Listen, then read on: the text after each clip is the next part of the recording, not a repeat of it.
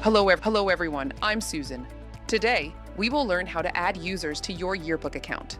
First, make sure you're logged in and in the yearbook account you wish to add to.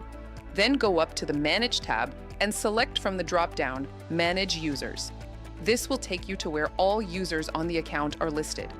If you want to add a user, click on the button in the top right, Create a User. From here, you will fill out the following information to create your login, and the administrator will assign the type of user.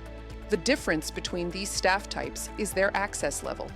Administrators will have full access to the book, and editors can upload photos and edit the yearbook, but cannot access sensitive school information. This is preferable for students. Staff users access level to upload and view photos for the book. This option is great for parent users. Update user status as approved or new user. Then click Save User if you are finished adding staff members.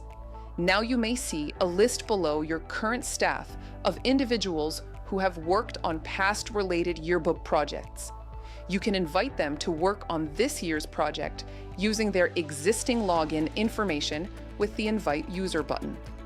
You may also hide them from the list with the Hide User button. If you have any issues, use the Help tab on the top menu and select Contact Support to find our helpline and your account manager's information. Thank you for choosing EDO Next.